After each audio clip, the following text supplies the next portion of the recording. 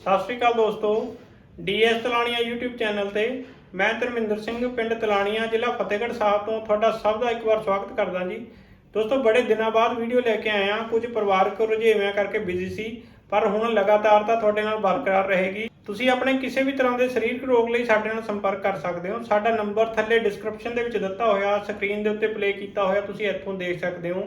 ਜੇਕਰ ਤੁਸੀਂ ਸਾਡੇ ਨਾਲ ਗੱਲ ਕਰਨੀ ਚਾਹੁੰਦੇ ਹੋ, ਤੁਸੀਂ ਕਿਸੇ ਤਰ੍ਹਾਂ ਦੀ ਸਾਡੇ ਨਾਲ ਚੈਟ ਕਰਨੀ ਚਾਹੁੰਦੇ ਹੋ, ਈਮੇਲ ਕਰਨੀ ਚਾਹੁੰਦੇ ਹੋ, ਤਾਂ ਉਸ ਦਾ ਨੰਬਰ ਵੀ ਥੱਲੇ ਡਿਸਕ੍ਰਿਪਸ਼ਨ ਦੇ ਵਿੱਚ ਜਾਂ ਅਸੀਂ ਸਕਰੀਨ ਦੇ ਉੱਤੇ ਪਲੇ ਕਰ ਦਿਆਂਗੇ।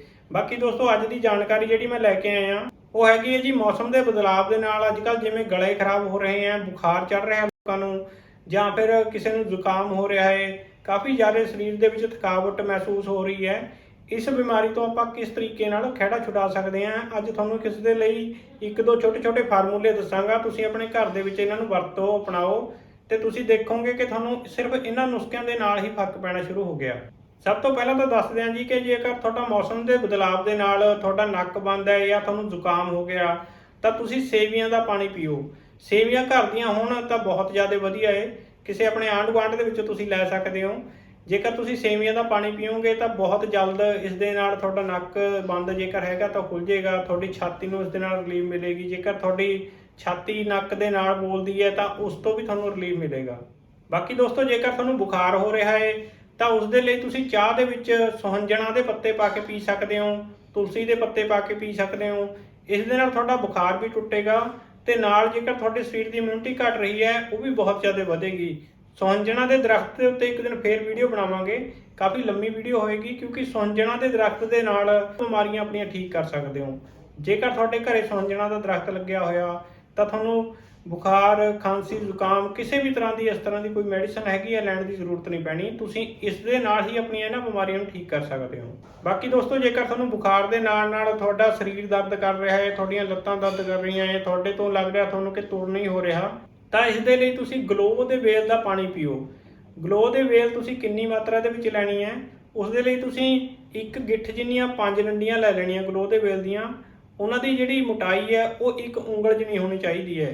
ਮਤਲਬ ਕਿ ਤੁਸੀਂ ਗਲੋ ਦੀ ਵੇਲ ਦੀਆਂ 5 ਡੰਡੀਆਂ ਲੈਣੀਆਂ ਹੈ, 1 ਉਂਗਲ ਜਿੰਨੀਆਂ ਮੋਟੀਆਂ। ਇਹਨਾਂ ਨੂੰ ਤੁਸੀਂ 4 ਲੀਟਰ ਪਾਣੀ ਦੇ ਵਿੱਚ ਬੋਇਲ ਕਰ ਲੈਣਾ ਹੈ। ਜਦੋਂ ਪਾਣੀ 2 ਲੀਟਰ ਰਹਿ ਗਿਆ ਤਾਂ ਇਸ ਨੂੰ ਤੁਸੀਂ ਠੰਡਾ ਹੋਣ ਦੇ ਲਈ ਆਪਣੇ ਆਪ ਛੱਡ ਦੇਣਾ ਹੈ। ਠੰਡਾ ਹੋਣ ਤੋਂ ਬਾਅਦ ਤੁਸੀਂ ਇਸ ਨੂੰ ਛਾਣ ਕੇ, ਪੁਣ ਕੇ ਕਿਸੇ ਕੱਚ ਦੀ ਜਾਂ ਸਟੀਲ ਦੇ ਬਰਤਨ ਦੇ ਵਿੱਚ ਪਾ ਕੇ ਰੱਖ ਲੈਣਾ ਹੈ। ਇਸ ਦਾ ਅੱਧਾ ਗਲਾਸ ਸਵੇਰੇ, ਅੱਧਾ ਗਲਾਸ ਸ਼ਾਮ ਨੂੰ। ਤੁਸੀਂ ਖਾਣੇ ਤੋਂ ਘੰਟੇ ਬਾਅਦ ਲੈ ਸਕਦੇ ਹੋ, ਸਵੇਰੇ ਖਾਲੀ ਪੇਟ ਲੈ ਸਕਦੇ ਹੋ। ਤੁਸੀਂ ਇਸ ਦਾ 3-4 ਦਿਨਾਂ ਦੇ ਵਿੱਚ ਕਮਾਲ ਦਾ ਰਿਜ਼ਲਟ ਦੇਖੋਗੇ ਕਿ ਜੇਕਰ ਤੁਹਾਨੂੰ ਟਾਈਫਾਈਡ ਹੋਇਆ ਪਿਆ ਹੈ ਤਾਂ ਉਹ ਵੀ ਠੀਕ ਹੋ ਜਾਏਗਾ। ਜੇਕਰ ਤੁਹਾਨੂੰ ਬਾਰ-ਬਾਰ ਬੁਖਾਰ ਚੜ ਰਿਹਾ ਹੈ, ਤੁਹਾਡੀ ਇਮਿਊਨਿਟੀ ਕਮਜ਼ੋਰ ਹੋਈ ਪਈ ਹੈ, ਉਹ ਵੀ ਠੀਕ ਹੋ ਜਾਏਗੀ। ਸਰੀਰ ਦੇ ਵਿੱਚ ਕਾਫੀ ਜ਼ਿਆਦਾ ਇਸ ਦੇ ਨਾਲ ਤਾਕਤ ਆ ਜਾਂਦੀ ਹੈ।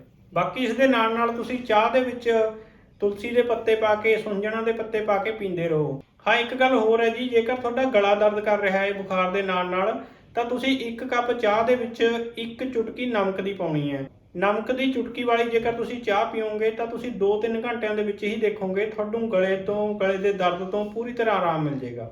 ਬਾਕੀ ਦੋਸਤੋ, ਜਿਵੇਂ ਕਿ ਮੈਂ ਪਹਿਲਾਂ ਦੱਸ ਕੇ ਹਟਿਆ, ਜੇਕਰ ਤੁਸੀਂ ਸਾਡੇ ਤੋਂ ਕੋਈ ਜਾਣਕਾਰੀ ਲੈਣੀ ਚਾਹੁੰਦੇ ਹੋ, ਤੁਸੀਂ ਕੋਈ ਆਪਣਾ ਸੁਝਾਅ ਦੇਣਾ ਚਾਹੁੰਦੇ ਹੋ, ਤਾਂ ਨੰਬਰ ਥੱਲੇ ਡਿਸਕ੍ਰਿਪਸ਼ਨ ਦੇ ਵਿੱਚ ਜਾਂ ਫਿਰ ਸਕਰੀਨ ਦੇ ਉੱਤੇ ਪਲੇ ਕੀਤਾ ਹੋਇਆ, ਤੁਸੀਂ ਕਿਸੇ ਵੀ ਤਰੀਕੇ ਨਾਲ ਸਾਡੇ ਨਾਲ ਕੰਟੈਕਟ ਕਰ ਸਕਦੇ ਹੋ। ਦੋਸਤੋ, ਵੀਡੀਓ ਵਧੀਆ ਲੱਗੀ ਤਾਂ ਲਾਈਕ ਕਰਿਓ, ਸ਼ੇਅਰ ਕਰਿਓ, ਕਿਸੇ ਹੋਰ ਦਾ ਫਾਇਦਾ ਹੋ ਸਕੇ। ਹੁਣ ਮੈਨੂੰ ਦਿਓ ਜੀ ਆਗਿਆ, ਅਗਲੀ ਵੀਡੀਓ ਦੇ ਵਿੱਚ ਫਿਰ ਮਿਲਾਂਗੇ। ਸਤਿ ਸ਼੍ਰੀ ਅਕਾਲ।